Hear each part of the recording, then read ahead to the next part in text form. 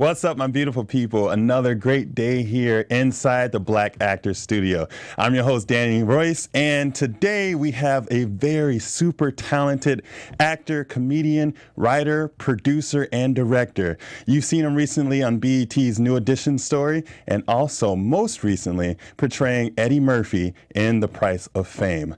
Don't move a muscle.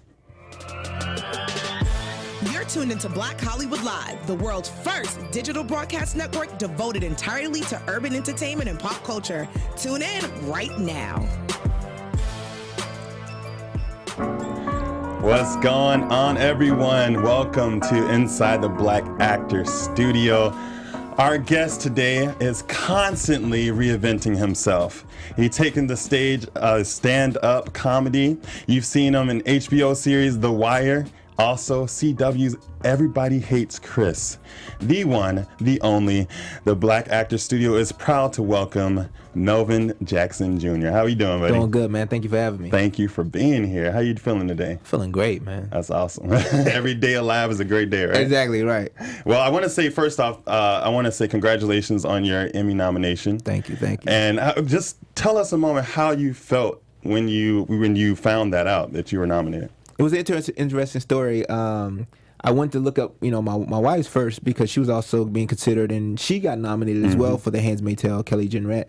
And so when I went to call her and tell her, I didn't even look to see if I was nominated. She was like, I said, you were nominated. She was like, I know. What about you? I said, I don't know. She looked up and she said, you're nominated too. So it's just like, that was like the beautiful moment to find out from my wife that I was nominated. Yeah, and that's amazing. Kelly Jenrette, you're the first couple, right, to be nominated? First African-American couple to be nominated in the same year. That's dope. Yeah. That's crazy. Awesome. Right. So I like to start from the beginning. Where were you born? Washington, D.C. Washington, D.C. All right, and how was that growing up for you in D.C.? It was amazing. D.C. is the capital, and so I went from D.C., moved to Maryland, and then from Maryland I went overseas for about 8.5 years of my life. And so I grew up overseas for 8.5 years. Wow. That kind of shaped and molded me into this individual that I am today, in the sense of just being multicultural. Yeah, for sure. And understanding different cultures and respecting people, and just knowing how to deal with different people who are different from you. Right. Wow. So your father, what did he do? My father, he actually, was a chef. He cooked when he was over there. It was my mom who, was one who got us over there. She worked, for the government and everything. Okay. And so that was what took us over to overseas. Overseas, okay. And then your mother, how was your relationship with your mother growing up? Very close. I'm a mama's boy, and so it's one of those things where my mom was the one who first believed in me before I believed in myself, and she told me, son, you could do anything you put your mind to, and so I could tell her I want to go to the moon. She's like, when we going? She's just Nice. Very supportive, and my mom's just been my rock, man. And I couldn't have done this and being where I am today without her. My father showed me that what hard work looks like. He was more of a realist. Like, I don't know about all this acting stuff, son, but I need to, you need to go out there and get a job. Make sure you get that good government job. And my mom was like, son, follow your dream. Wow. Whatever you want to do, I support you. Wow. So how was it, because you have a sister, right? Yes. And it's just you two? My sister and my brother. And your brother, so Yes. three of you. And you are the oldest, middle. You're the middle. Yeah. All right. And how is that being the middle child and having that conflicting perspective of life, so to speak, and how you should move forward in your career from their parents? It was just, I don't know. I was one in the beginning. I was a troubled child. I got in trouble a lot, and I think I was just seeking to find who I was and wanted attention. So it was trying to find who I was, and so it was just different. Like when we went overseas, my sister was there for a little bit, and then my sister went to a boarding school. My brother, has a different mother than I do, so he was in the States, and so it was just kind of like when my sister left, it was just me. So I was trying to find my way, and got in trouble along the way, but I just definitely had that relationship with my mom. I could talk to my dad about anything, and so it was just simply figuring out who I could be. Right. And once I figured that out, then I started to strive and be great and do sports and all these different things. That's awesome. So did you have any nicknames growing up? Yeah, my father used to call me Mel. I didn't like that. I had Mel. People call me Silk because they say I look like Silk the Shocker. Yeah. Oh, wow. Yeah. Okay, I can see that. Wow. Okay, so you went to school in DC, right? And then you went to Bowie. I went to school in Fairmont Heights was my high school, but before that I was in George C. Marshall in Turkey, and then I went to international school Islamabad when I was in Pakistan. In Pakistan, right? And so yeah, we're gonna get to that in a second because I think that's very interesting. So in school, did you do any plays or any acting or anything like that? No, man. That's the funny thing. I didn't know that I was going to be an actor. That wasn't something that I strived to do. I think I had a love for music, and so music was kind of something that I wanted to do. I danced and was in talent shows, so I didn't really know exactly like acting was that thing because I wasn't like, oh, I want to be an actor. It was like I watched it and I'm like, I think I could maybe do this, but I never pursued it. Yeah. And so it was kind of like I slipped and fell in that situation. Okay. All right. And sometimes, a lot of times the craft pulls people. Right. You don't always look for it. So, yeah, you lived in Turkey and Pakistan. Yeah. So let's talk about that a little bit. Coming from D.C. to going over there, it's definitely a culture shock. Yes. So talk to me about a little bit of how it was growing up for you over there. It was amazing, man, because you got to see a different country. You got to live somewhere that was just different from where you were from. Right. And I think that it allowed me to appreciate what I had, because like over there you see poverty and everything, and they want to go to America because that's like their milk and honey, and we're like, what? Like we're complaining about America, but to them like that is the greatest thing. And just to see people wash up and the same water that they're drinking out of, and it's just very humbling for me as a young kid. And be like, okay, I got to be more appreciative of the things that I have. But the beautiful thing is, like, when we were over there, it was like we had a gardener, we had a maid. I feel like I was like, well, we were rich, Mom. Like I feel like we were rich, but I think that was also a setup for my life, in a sense of having things that you want, but you got to work hard for it. Like if you do want a maid, you want to garden, all those things, you got to work hard for those things and showing that what you can have. Right. So it didn't spoil me, but it also made me want more, and then it made me appreciate, what I was around and who I was around, the friends, the different languages I was able to learn, and just the culture. How we're not too different, even though the world may show us as different. We're not too different from each other until when we have a conversation. We're the same. We want the same thing. We bleed the same. Right. We hurt the same. Right. It's just we may speak a different language. We may look differently, but we're the same in some kind of way. Yeah, I love that. Yeah, for sure. And so, you mentioned you learned different languages, right? Yeah. So do you still speak any of those now? I used to speak Urdu, like assalamu alaikum, alaikum salam. Just little stuff like that. Just you pick up the bad words first. Of course. But definitely it was just learning those languages, and I'm mad that I didn't keep as much as I wanted to learning it, because you learn a lot as a kid. You soak it up. So I used to speak it a little bit more fluent than I do now. Okay, and your mom worked for the government, or is she like a CIA corporate? She retired now, but can you let us know something? No. All right, that's dope though. So when you were younger, did you see any shows on TV or any films that really kind of inspired you, or any people of color shows like the Jeffersons, anything like that? Like, Absolutely. did you see a lot of that out there? Absolutely. I mean, yeah, they had a lot of stuff out there. It's funny that I was watching soap operas a lot back then too, so like it was crazy. But nice. I did watch like the Jeffersons and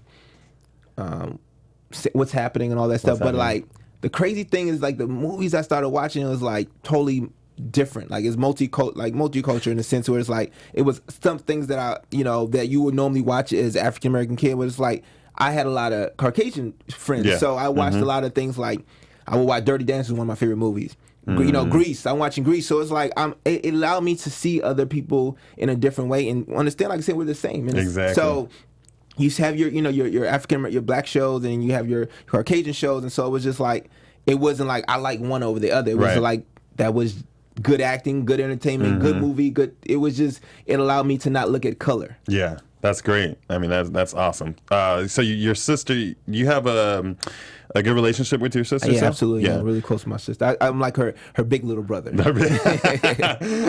Her big little brother, I like that.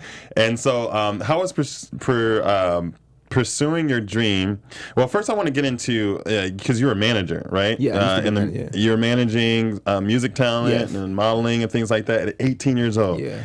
So first off, how did you get into that, and how was that industry? It was interesting. I think it was in my first year in college, and like I said, I just had I had a love for music, and I just had an eye for talent. And so I just decided to come up with the management company at the time, and I started seeking artists. And so I was at a talent show one time, and I saw an artist, and me and him started talking and clicked, and I just went in, man. Like I people used to call me like a young Puffy because like just the way I carried myself, I was like a hustler. And so that's who I kind of emulated a little bit in the sense of just how to handle business and get things done. And so it was that perseverance that I had that just made me want to understand, like, I'm 18, but doesn't mean that I can't go toe to toe with the best of them. And so that's what it was. I had to make a name for myself, and I had to prove myself, and that's what I was able to do. Where I went from talking to the A&Rs to now talking to the vice presidents of the company, because it's like, man, this dude is persistent, and he's sending demos. I'm putting up press kits and everything. And so it was just like, I just love music. I just love the business that I wanted to make these people's dream come true. That's awesome. And I did I worked to my bone, to my fingers to the bone, and it was just like, I gotta make sure that I'm able to help them get to the next level. Right. Man, it's perseverance, that hunger. Yeah. Like, you really have that. Wow. So when you were 18 and you were in the music industry, was there anyone that really like motivated you? Anyone that really inspired you in the music industry at that moment? I mean, like I said, definitely Puffy. He was the one that I looked up to, and just saw like where he started from. Being an intern and taking the train from Howard to New York, and how he he got him so fired, but then ended up getting someone to believe in him like a Clive Davis, and he started Bad Boy. So it's just like things may not go the way you want them to, but then they happen. And then they come to find out that our father's name are both Melvin. It's crazy. You know what I mean? So just the dude was just on top. He was just on top of his game back then. He was a hustler. So I just looked up. That's the only person I could see myself as in that moment, as far as the things that he did in the business, just kind of how he got stuff done. Right, for sure. Wow. And so when you moved to LA, when was that? That was 2007. 2007. Sorry. Yeah, 2007. Yeah. So was that the moment where you were when you said to yourself that I'm going to get into acting, I'm going to do this, I'm going to give it 100%? No, I've been acting since 2001. 2001. Okay. So I was in Maryland when I first started, and it started out with a PSA. Like, I auditioned for a PSA, this modeling company I was with. And I never, like I said, never thought about acting, but I, dibble and dabble in certain things. And so I booked that job, and I was like, oh, okay, this is something I did it. Yeah, I'm like, this is something I did, and I did it well. And I'm like, okay, let me start taking it serious. So I started watching movies and actually like learning, like not just playing around. Like, let me learn, let me try to emulate these people and make my own style. And so that's how I did. I didn't take any acting classes, and I end up getting the chance to audition for The Wire after being an extra, and then after 15 times finally got cast in the role, and that just allowed me to come out to LA and be like, all right, now I have something to stand on, because it would have been different coming out here with no credit or nothing. Right. So it kind of helped me being on a hot show like The Wire to come out to LA, and now it's like people have to take you serious for sure, and get and you see the opportunities that you're able to get. Right. So what speaking of that, like there are a lot of people that come out here with really nothing, no ground to stand on, but they are hungry. Right. What's one thing you can say to them, the people that are moving out here and they have that dream and that goal, but no credits or anything to show for it? Understand that you have to come out here with a plan, have a foundation. I when I came out here in 2005, I was trying to do acting full time, and it just wasn't panning out. I was on unemployment, and it was just like, I can't live like this. Right. So I went home and I got a job, and I transferred out here. So I tell people, I said, don't be afraid to have a job, because you want to be able to fulfill your dream, but you also want to be able to live too. They call this thing the struggling artist, which I don't subscribe to. I was like, don't be that. Right. Eating ramen noodles, it takes away from your craft, because now you're going to auditions with this pressure, like, I gotta book this because I gotta pay the rent, I gotta do this. But you want to go into an audition without that extra pressure. Like, you already have it to be like, let me go in there, try to have fun. But it's like when you go in there with that pressure of saying, oh, I gotta book this because don't be that. Oh, I'm sorry. My bad. Live chat came on.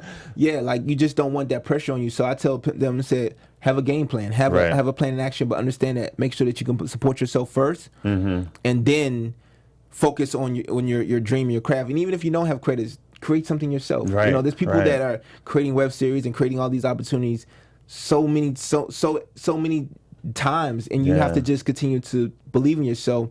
And until somebody else takes that chance on you, got to continue to take a chance on yourself. Right. I agree for sure. And the creativity, we'll get into your creative ends of producing and all that in just a little bit. So one of your first works here in LA was The Wire, correct? No, not in LA. The Wire was done in Maryland. Baltimore. Maryland. Yeah. Okay. So you had The Wire in Maryland. And then after that was Everybody Hates Chris, right? So how was it working and being directed by Chris Rock? It was amazing. You know, Chris Rock is a legend, and so he was there every time I was there. He was there on set. He's very hands-on because it's his life. Yeah. So it wasn't. I wouldn't say it was a pleasure, but you know, for me, it was like he's a director. Like I'm a professional at this point. So. But it was like Chris Rock is directing me and the dude that played Gusto in CB4. Like, it was crazy. So we had fun, and he gave a crazy, funny note, and so we did that, and it worked for the scene. What is your technique for getting prepared for these roles that you're stepping into? And we'll get into one of the bigger roles in a little bit. Okay. But just as far as like going into an audition and getting prepared for the audition, what are some of the things you like to do? First, definitely, read through it and just kind of figure out what this character's backstory is. You know, if it's not one already, you have to create your backstory. That way you become more personal to it. And so when you create the backstory and you believe in it and you are able to walk as this character, talk as this character, then it's like, okay, now you're developing. And then you start to focus on the actual words that you're saying. And so when you have already built that, you're building up your whole package for that character, so that when you go in there, you actually believe that you are that character. So it's like, do I believe these words that I'm saying?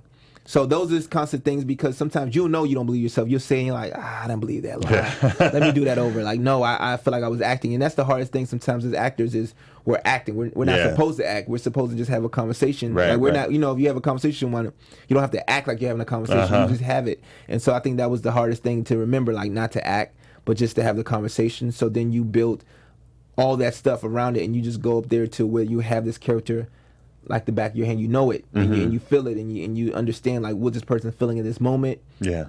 How you want them to come across when you're in the audition, and you just kind of have fun. Yeah. You show your personality in the beginning, you show different layers, and then you try to leave it all in there. For sure. And I think, having fun is like the most important thing because it's like you're not going in there to impress anyone. You know what I mean?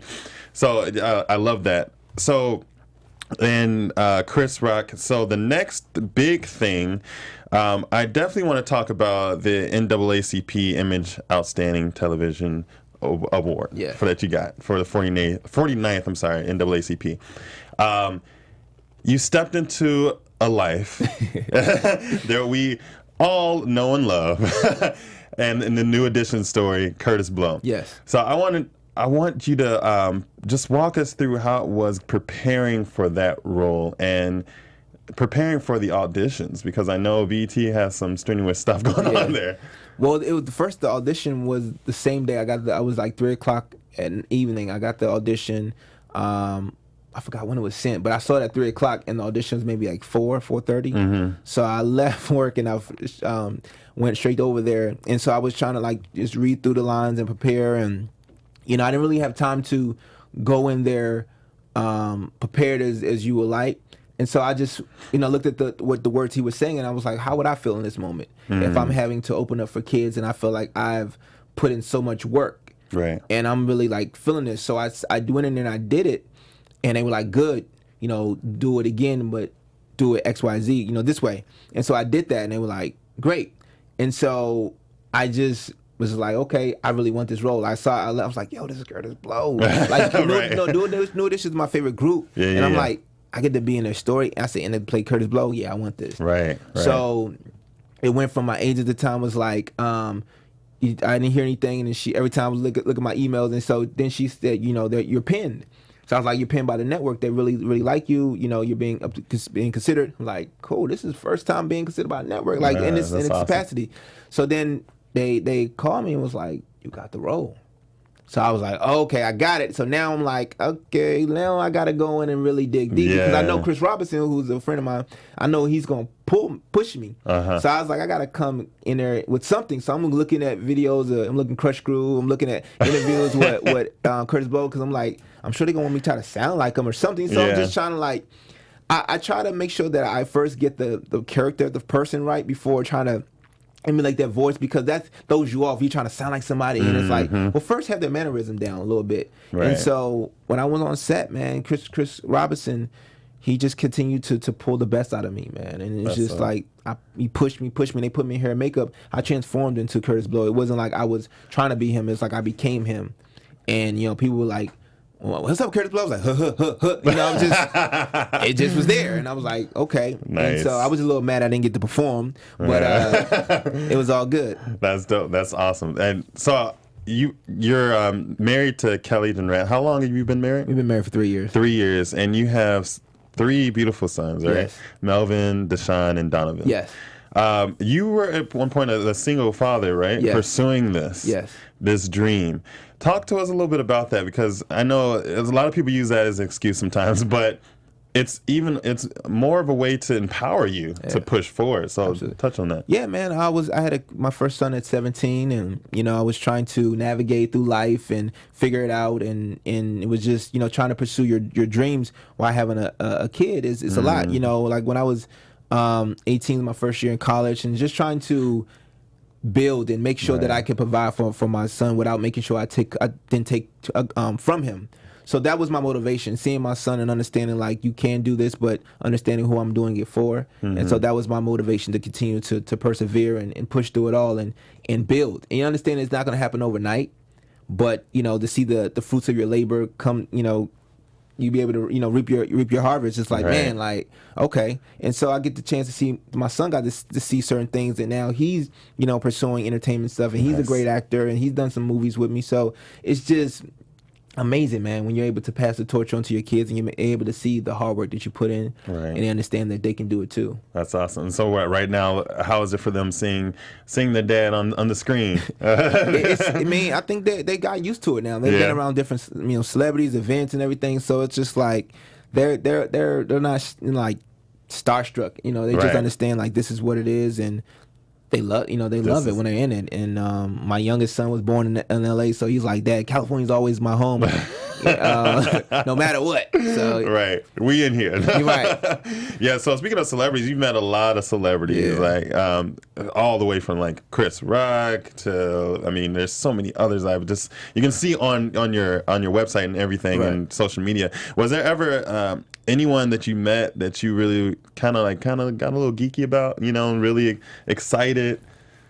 I've been in this so long, man, that I because for me, I don't want to set myself up, because you put these people to a high pedestal, and you get to meet them, and it's like they're totally opposite, like right. But I want to say someone that I got a chance to meet and talk to a long time ago was Oprah, and was just like really, really like amazing to talk to. It was just like, I had a conversation with her about The Wire. She had never seen it before, so I was like, well, I'll make sure that you see it, And it was at the Image Awards like many years ago, and I just walked up to her like she was a normal person, which she's Oprah, but it's just like I don't try to, I don't want them. Sometimes they want to just feel normal. People want to just feel normal. So I went up to her, had a great conversation with her. Someone I definitely respect in this business is Will Smith. He's the type of person that sits and will listen to you. Like, I remember talking to him one time at a rap party, and he was walking away, and I was still talking, and he came back and said, "What were you saying?" Like, he came back, and that's most people don't do that, and so it was just definitely an honor to meet him. And it's some amazing people that I met in this industry, man, and that I can call friends, and people that I can call mentors. And so it's just one of those things. I try to get in that space, and we become equal. If I start looking at you as higher than me, then it's like I'm doing myself a disservice, because we're supposed to be equals. We're in the same business. You may be at a higher plateau than me or whatever it may be, but we have to treat each other as an equal. Exactly. I'm not going to let you disrespect me, and I'm not going to disrespect you. Right. I love that. And so we got a little photo of you and Michael Beach. Yeah, that's my guy right there. Prince of Zamunda right there. Yeah. And so how was that experience for you? Because you you set yourself up, and that was at a game, right? Yeah, And that was at 2018 All-Star game. All-Star game, and you just walked around like that, right? But yeah, I was because I was going to a screening of Black Panther, and I was like, psh, I'm a bold dude. I'm a bold dude. Nobody had to dare me, but I was a bold dude. I was like, I'm gonna go ahead and just wear this, because I was gonna wear it to the screen. Nice. I was like, I'm gonna go ahead and just wear it to the game. Right. And I'm just gonna walk around, man, dude. I got people walking up taking pictures of me. Like, I can imagine. Jamie Foxx came on with start singing "She's Your Queen to Be." And they got it on camera, taking pictures with her. Like, it was definitely dope. They was like, yo, you doing? Like, we need a picture with you. It was crazy. That's awesome. I was like, it was like Prince Akeem. I was like, that's me. I mean, I love that movie for one. Yeah. I mean, incredible movie. So Eddie Murphy, my role, not yours. This Eddie Murphy role role is mine, not yours. Talk to us about that, because you write it, you direct it, I wrote it. I co-wrote it with my wife. Yeah. I produced it, and it was directed by Julio Matavio. And then you starred as well. So where did the creation of this web series come from? It came from an idea I had like many years ago. I want to say like 3-4 years ago, and it was just like, man, like as an actor, sometimes you're going for something you really want, and you're like, oh man, I didn't get it. Sometimes you think about taking out your competition. Like, what if I could take out my competition so it's just me? And it was just a funny play on it, and I wrote it out, and then I, had my wife look at it, and we revised it together, and we just came up with some funny little moments, and she helped me kind of like just bring it to life with just more funny. Yeah. And so we shot it, man, and I said I wanted to submit it for Emmy consideration last year, and I got nominated. For an Emmy because of it, and it led to another project that we'll talk about, the price of fame. Yeah. So it was definitely me believing in myself, having a vision, and people around me, my friends that were in it, supporting me and joining in on my vision, and like, man, like look what happened. And then one of my other cast members got nominated for Indie Series Awards from it. So it's just a blessing when you're able to do something that you love. And I wanted to pay homage and a tribute to Eddie Murphy, for sure, because he's definitely a legend, and he's done so much in this business, and I think people forget. Oh yeah, what he's done. Oh yeah. Well, I wanna just watch a small clip of the series, just a moment.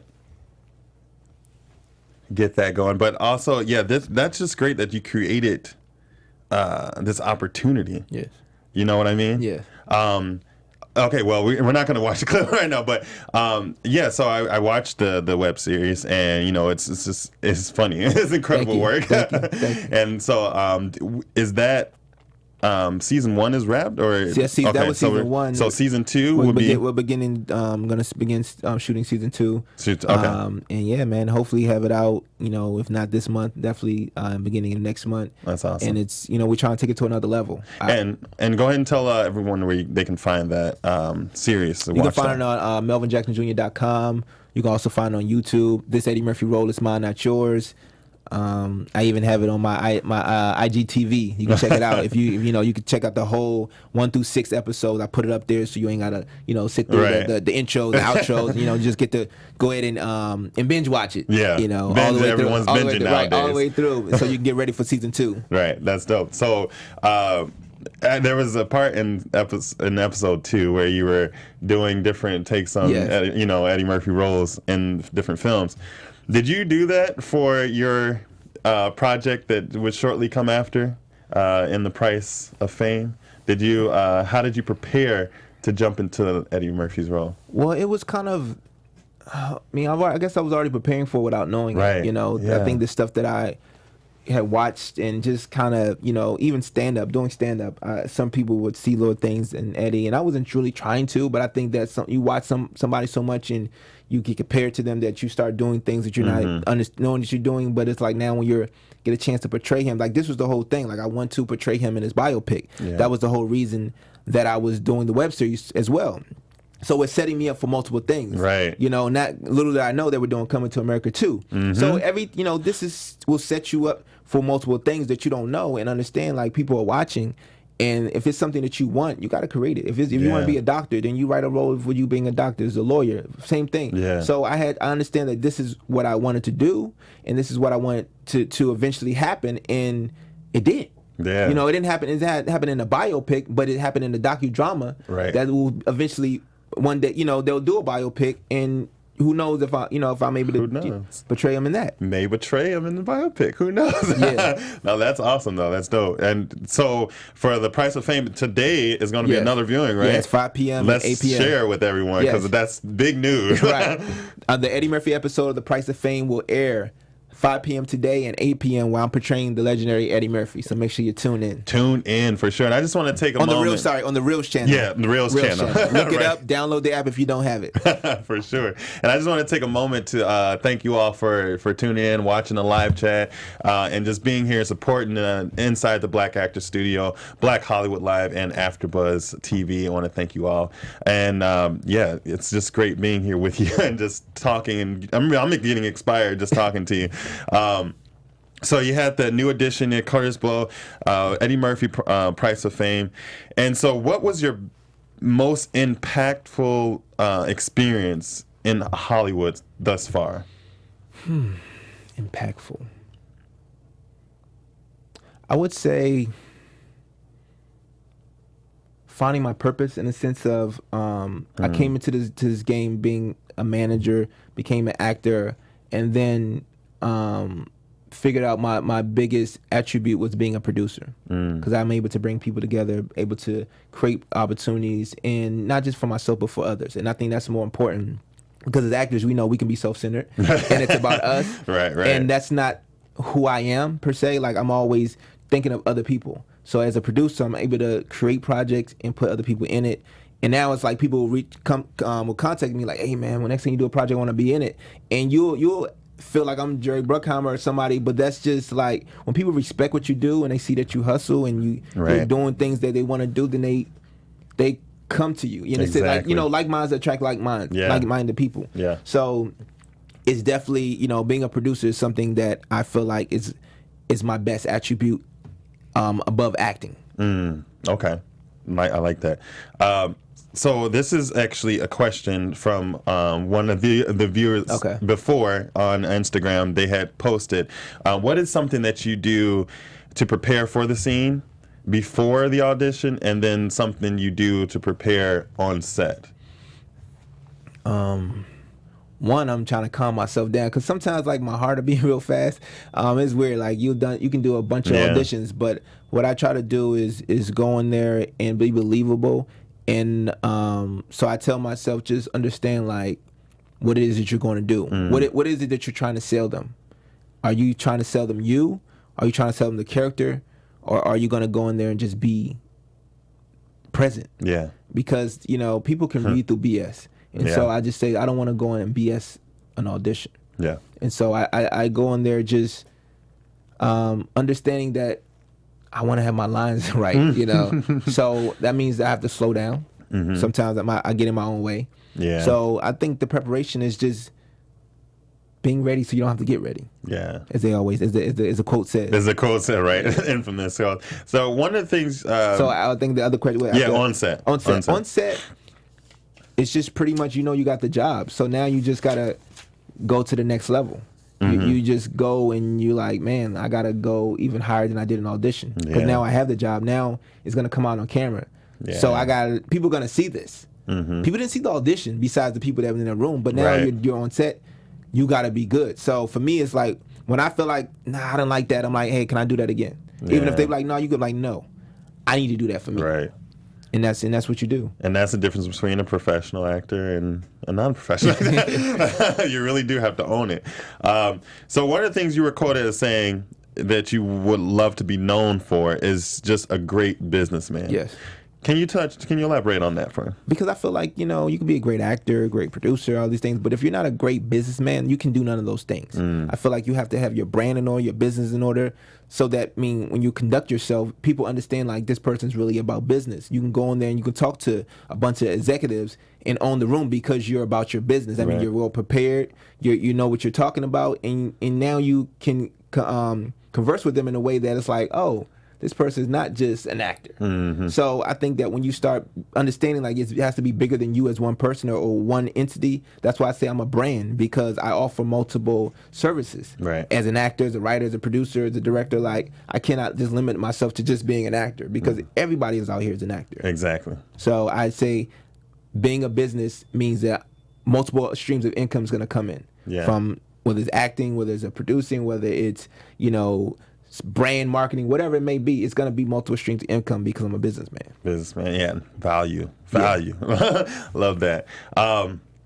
So I want to ask you a few questions. Okay. This is going to be some fun questions. Right. And just tell me what comes to your mind. The first thing comes to your mind. All right. So what's your favorite word? Favorite word? Oh, that's a good one. Favorite word? God. Okay. All right. What's your least favorite word? Hate. Hate. Nice. What's something that turns you on? Something that turns me on.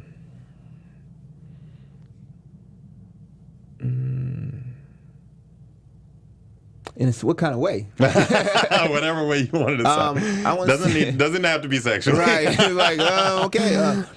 Something that turns me on.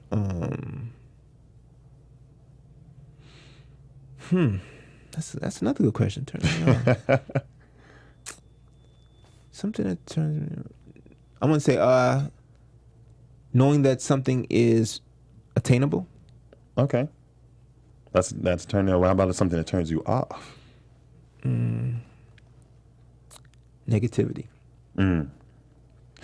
What's this sound or noise that you love? Sound or noise that I love. Hearing my kid's voice. That's a good one. A sound or noise that you hate. Nagging. What profession other than your own would you participate in if you were not doing that? Lawyer. Oh, okay. Yeah, that was my thing. I wanted to be a lawyer. Oh, wow. Okay, my brother's a lawyer.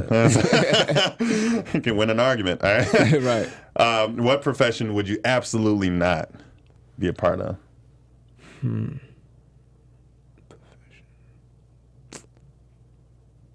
Man, job I really didn't like was being a paper delivery boy. That was the worst. And that was an adult. It wasn't even paper delivery. It was just like, it was the worst. Okay. And so last but not least, if heaven exists, what would you like to hear God say to you? When I get there? Welcome home, son. Nice. I like that. All right, perfect. So, being that you are the new Eddie Murphy. Wow. You said it. I didn't. Right.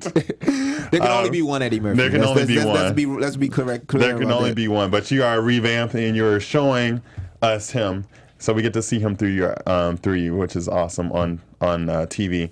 And I have some quotes from some of his most infamous movies. Okay. And I want to see if you can finish some of the quotes. Okay. Come on, Kurtis, you walking over here? But you're going to be limping back. Hey. Wish you had a ding-ding noise. All right. You're going to be the nine-toed, having-this, limpiness bee in Harlem if you don't stop freaking with me. Now put the knife down. Was it the knife? Yeah, knife. She had a knife. Almost. Put the switchblade down. Oh, razor. Put the razor down. Yeah, put the razor. There you go. And last but not least, Rocky Marciano. They always got to bring up Rocky Marciano. Joe Louis was 127 years old when he fought Muhammad Ali. When he when he was, what was the same name? Oh, Joe Frazier. When he fought Marciano. Wait, when he fought Rocky Marciano. Yeah. There you go. It was in a barbershop. Yeah. Cassius, remember Cassius? And what was your favorite Eddie Murphy movie? Favorite Eddie Murphy movie was definitely Coming to America. Yeah. And Coming to America too. I don't know. I've heard mixed things. Like they greenlit it, but then they didn't. They did. It's actually going to be released August 7th, I think, next year. Oh, next year. Okay. And Kenya Burris is writing it. He's an amazing writer. He says, you know, so it should be right. And Craig Brewer's directing it. So. All right, guys. Well, like this video, like this this interview, and share it, and let's get Melvin in that movie. All right. Yeah. All right. Well, I'd like to thank you so much for joining me here. Thank you. And I mean, it's been a pleasure talking to you, getting to know you a little bit more. And so go ahead and tell everyone listening where they can find you, they can follow you, and do everything like that. MelvinJacksonJr.com, Melvin Jackson Jr. on Facebook, Instagram, Twitter. Always know that trust and believe in yourself and trust in God, that He'll bring you through whatever you're going through. I'm only here because of people like yourselves and God bringing me through. Yeah, that's dope. And so, and all the transplants, so everybody that wants to get into this business and don't know how to start, don't know how to jump in, what's one thing you can give to them? It's really hard to say one thing, but the simple thing that I say is I'll tell people is that now you have things that we didn't have. You have Google. You have ways to find out. So I tell, if you come to a person asking to be in this business, you should already know certain things. You should come to them with something to the table. Some people want to be an actor, but they don't have a headshot, demo reel, or none of those things. It's like already have that prepared and ready when you're asking somebody, hey, I want to be an actor. Okay, let them know that you're taking it serious by taking classes, by doing the things to show that you're prepared. Yeah, for sure. Well, thank you so much, man. Thank you. It's been a pleasure. And everyone, you can find me everywhere at I Am Danny Royce. Also, tune in next week, same place, at 2 p.m. for Inside the Black Actor Studio. We'll see you next time. Enjoy the rest of your weekend. On behalf of our BHL staff, we would like to thank you for tuning in to Black Hollywood Live, the world's first digital broadcast network devoted entirely to urban entertainment and pop culture. Check out our Black Hollywood Live YouTube page for even more great programming and amazing content, and be sure to subscribe and like our channel when you do. I'm your BHL host, Nakia Monet, and you can find me on all social media at Kiki Boom Boom or at Black Hollywood Live. Black Hollywood Live, Hollywood redefined. The views expressed here are those of the host only and do not necessarily reflect the views of BHL or its owners or principals.